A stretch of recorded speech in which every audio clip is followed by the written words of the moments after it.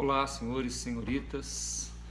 Eu sou o Robertson, professor de filosofia, e a pedido da professora Priscila eu vim trabalhar com vocês um mito, né? Dessa vez a gente vai falar sobre o mito de Eco, para trabalhar justamente a ideia de como utilizar esse mito numa redação, numa interpretação de texto, numa analogia com a nossa sociedade. Como eu costumo dizer, o mito é sempre uma boa alternativa, até porque não é à toa que a sociedade grega se tornou emblemática no uso de mitos, justamente porque os mitos eles têm uma estrutura que serve para analisar a sociedade. Se servia para analisar a sociedade grega, não é muito diferente nos nossos dias, ela continua servindo para a gente interpretar algumas características, alguns acontecimentos, algumas situações que são características da nossa sociedade até hoje. Não é à toa que os gregos são considerados assim pais da filosofia, né, berço da filosofia, por saber interpretar esse tipo de situação. O mito de Eco ele conta das ninfas, conta de Zeus e conta da deusa Hera, tá? Como conta o mito? O que o mito narra? Zeus, na mitologia grega, ele é um deus que ele se apaixona, ele se interessa. Ele é um deus, no nosso vocabulário, eu diria que ele é um deus mulherengo, né? Então ele cobiça as mulheres, as belas deusas, as belas mulheres, ele gosta da companhia feminina. E não diferente, as ninfas eram sempre um bom atrativo com as quais Zeus, né, se entretinha. Certa ocasião, enquanto ele estava lá a se refestelar da presença das ninfas, né, Hera, sua esposa, saiu à sua procura. Enquanto Hera estava à sua procura, Zeus, percebendo que Hera se aproximava, pediu a Eco, uma das ninfas que estava em sua presença, que entretesse a Hera para que as demais ninfas pudessem sair da presença de Zeus, para que Zeus pudesse, quando Hera chegasse, ele estar sozinho e não ser pego, né, na presença das ninfas, não ser pego em flagrante. Acontece que Eco deu conta do recado. Eco era muito boa de conversa, ela sabia puxar assunto, ela sabia conversar, e como ninguém conseguiu entreter Hera. Só que Hera é uma deusa e percebeu que foi enganada. Percebendo-se enganada, Hera dá uma punição a Eco. A mitologia grega ela tem a punição como um caráter pedagógico, um caráter para ensinar, para a gente tirar lições. E Eco recebe duas punições. Primeira punição, como ela gostava de puxar assunto, a primeira punição dela ela não vai mais poder puxar assunto. A partir de agora ela só vai poder responder quando alguém lhe disser qualquer coisa. E a segunda punição que complementa a primeira você só vai poder responder com a última palavra que lhe dirigirem. Então, quando você disser alguma coisa, quando alguém disser alguma coisa para Eco vai responder só a última palavra. Perceba que no mito tem a explicação, inclusive, do fenômeno físico, que depois a física vai explicar, do Eco. Não à toa que o nome da ninfa é Eco. Eco vai ficar muito envergonhada, vai fugir para a floresta e vai começar a se esconder e vai se tornar uma ótima companheira para Ártemis. Aliás, já era também companheira de Ártemis. Mas quando está no meio da floresta, ela encontra Narciso, que também estava a caçar na floresta com seus amigos.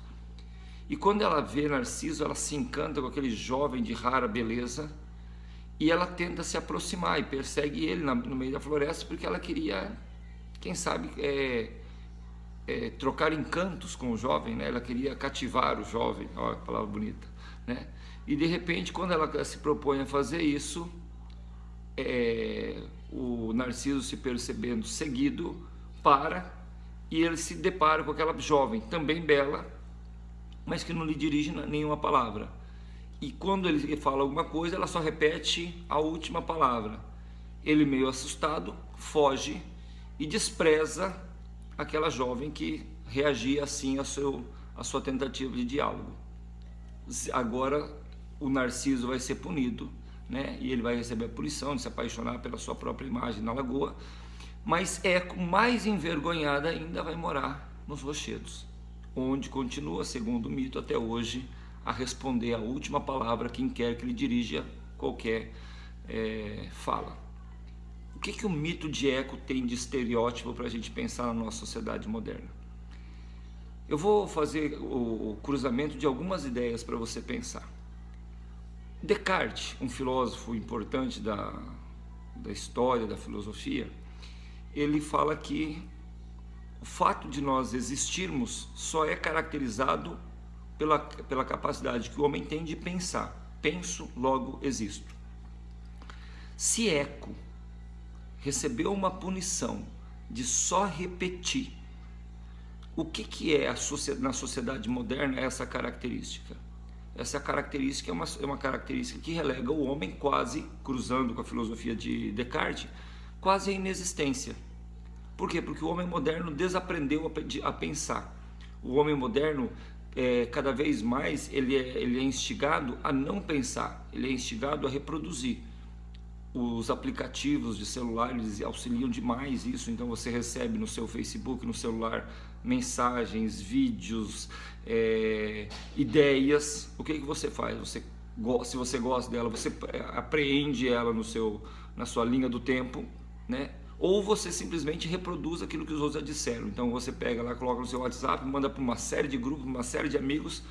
A pergunta é, você pensou naquilo que você recebeu? Tem pessoas que às vezes recebem textos, os textos são um pouco longos, ela lê o título, ela gosta, é uma provocação, faz parte do partido político dela, faz parte do ideário religioso dela, faz parte às vezes do modo dela olhar uma determinada situação. Ela vê o título, ela gosta, ela não lê o texto e ela reproduz. O que a gente está vivendo na nossa sociedade contemporânea? Nós estamos vivendo a punição recebida por Eco. Ou seja, nós estamos nos tornando ótimos repetidores e pouco pensadores, pouco reflexivos. Esse é um problema da sociedade contemporânea, que parece até uma reprodução da situação de Eco. Eco, que era muito boa para conversar, para puxar assunto, para argumentar, para manter um diálogo, ela se tornou alguém punida e só aprendeu a repetir. A nossa sociedade ela não faz isso só na reprodução dos aplicativos. Nós fazemos isso quando nós reproduzimos moda, quando nós reproduzimos comportamentos, quando nós reproduzimos aquilo que a gente às vezes por vezes assiste na televisão, quando a gente reproduz marcas. Eu costumo brincar com alguns alunos, eu falo assim, às vezes o aluno não tem condições de comprar um calçado de marca, até porque os calçados de marca são caríssimos, então um calçado Nike custa quase um salário mínimo, mas ele vai lá no camelô e compra o quê? Um calçado com a marca Nike, mesmo sabendo que é falsificado. Por quê? Porque interessa para ele a marca, ele quer reproduzir uma ideia que é conceito social. Então, o que nós estamos fazendo na sociedade? Cada vez mais nós estamos nos tornando ótimos reprodutores de marcas, reprodutores de ideias, reprodutores de comportamentos, né? A televisão nos auxilia demais nisso. Então lança-se uma novela, na novela surge uma gíria, a gente reproduz a gíria. A indústria cultural, ela nos auxilia também nisso. Então lança-se uma música, a música tem uma ideia, a gente reproduz a ideia. As danças, elas são uma forma de reproduzir isso, desde a Eguinha Pocotó, né, que as pessoas dançavam, embora existisse a ironia delas estarem dançando ao som da Eguinha Pocotó, que é uma depreciação do ser humano, né? A gente reproduz porque a gente acha bonito, mas a gente reproduz por quê? Porque a gente não reflete. Então, pensando na filosofia de Descartes, pensando no mito de Eco, talvez, se a gente olhar para a sociedade contemporânea, o que nós temos? Nós temos cada vez mais um homem que, por pensar menos, relega a sua existência a uma quase subserviente, quase submissa reprodução. Nós aprendemos muito bem a reproduzir. Nós cada vez mais refletimos menos. E isso é um problema a ser pensado. Então o mito de Eco, que aparentemente fala de um problema lá de 400, 500, 600 anos antes de Cristo, né? Ele fala da nossa sociedade moderna, ele fala da nossa sociedade contemporânea. A sociedade se industrializou, a sociedade desenvolveu uma série de tecnologias, a sociedade se informatizou e, por incrível que pareça, nós voltamos ao tempo dos mitos. E hoje nós recebemos talvez a grande punição de era. Nós vivemos na era da informação, punidos pela era que só nos faz reproduzir. Tá? Então fica aí uma dica, talvez você possa aproveitar e trabalhar aí num recurso argumentativo, ou você possa desenvolver essa ideia juntamente com outros elementos, né, e aproveitar dentro das suas redações. Né? Isso casa muito com a nossa sociedade da informação. Então fica aí a dica para você, né? Espero que você tenha curtido, possa aproveitar e possa fazer bom proveito disso, sobretudo no Enem, nas suas redações vindouras. Tá? Um abraço, fica com Deus.